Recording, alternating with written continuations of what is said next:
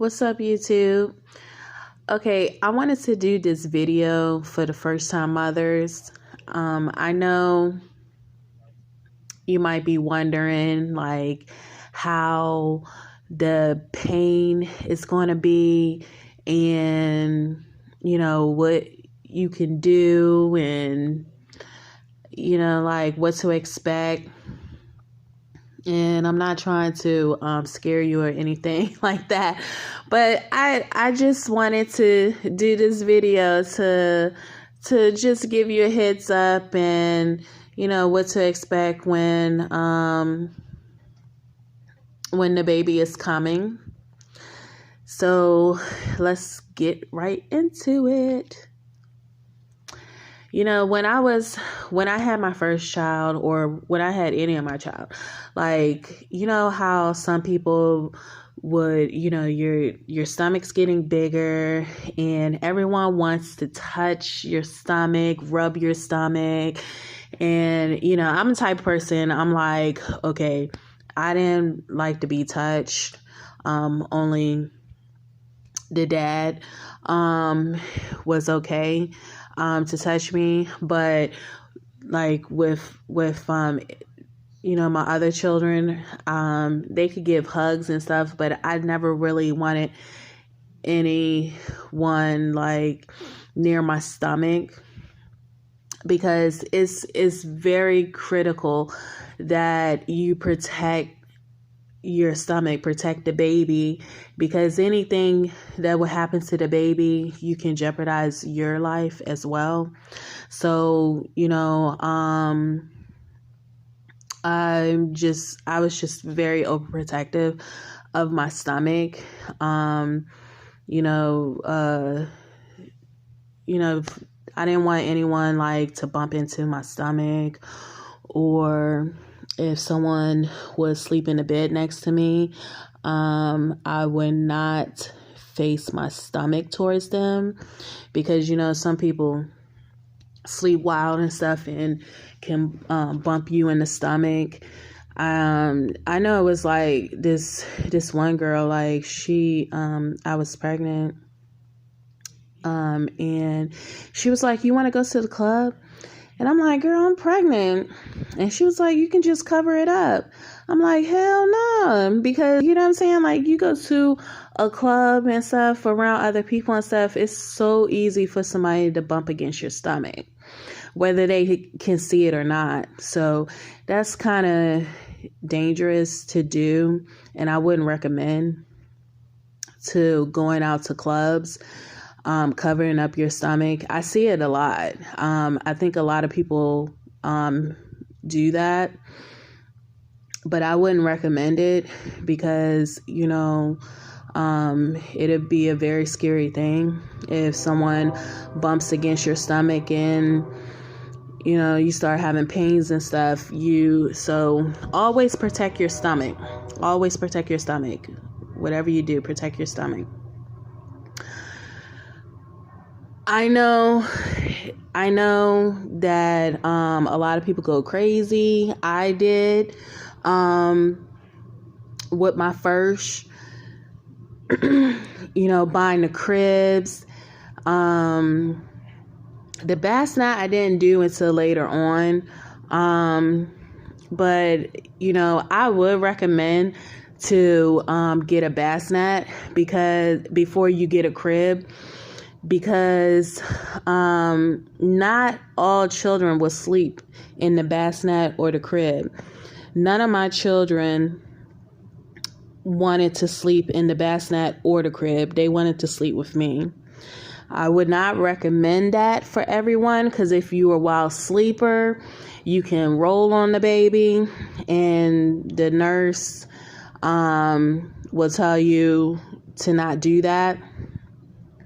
But I had to do what was comfortable for my child, which all of them prefer to sleep with me. So, we end up taking over the bed. Every last one of them wanted to sleep in the bed next to me. So I wouldn't recommend to go all crazy and buying like all these things. If your child can get past sleeping in the bassinet, then I would move to, buying a crib. But I would recommend a bassinet first, to see if they can adapt to that. And if they can, then get the crib. But none of my children wanted to sleep in the bassinet. I'm not sure why. Or the crib. They wanted to sleep with me. And it was a good thing too, because with my children sleeping with me, it's because if you end up breastfeeding, it's easier to breastfeed. You don't really have to get up to do anything but to change the diaper. I would recommend breastfeeding. Breastfeeding your child is really healthy, and it's better than the milk. So I mean, if you're comfortable, I mean, with my first, I wasn't really comfortable. It was my first time. I couldn't breastfeed my two oldest anyway because they almost ripped my breast off. But I would recommend breastfeeding if you can take it. I would recommend that you do that. So again, with the bassinet in the crib, try the bassinet first. And if they adapt to that, then I would recommend to get the crib. Now, the pain. When the pain hits, I would describe the pain, oh my God, when I first had my first child, it's a pain that comes from, and it's like it comes from in your back, like below your back. And the pain, when it first starts, it seems so far, far away. And as the baby is getting close to coming out, the pain gets worse. I remember with my first child, I started feeling the pains, and I'm like, I'm not sure what that was.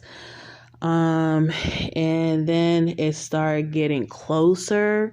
Like, you don't know if you ever been through this or haven't yet, and you're about to, then you'll know what I'm talking about. The pain seems so far away at first, and then it just seems like it gets closer and closer, which the pain starts getting worse. And so I was at my mother's house at that time, and she ended up taking me to the hospital. And they was like, they checked me, and they was telling me that, it wasn't time for, to have my child yet. So they sent me home. They sent me back home. And so when they sent me back home, my mom told me to, walk down the sidewalk, as much as I can. And I did that until, I got tired, and I was like, I'm just going to go in the room. And so,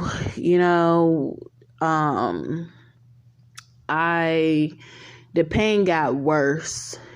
I'm in the room, swinging on the bars from the bunk bed. And at my mom's house, I'm swinging on the bars, trying to, take the pain. And I'm like, oh my God, I thought it was the end of me. And my mom opens up the door with my sisters and them and laughing at me because of how I was taking, trying to deal with the pain. But not everybody can deal with that pain. Some of y'all would be pros in going through that pain, and some of us, it's like, can't wait to get to the doctor to get that epidural. But I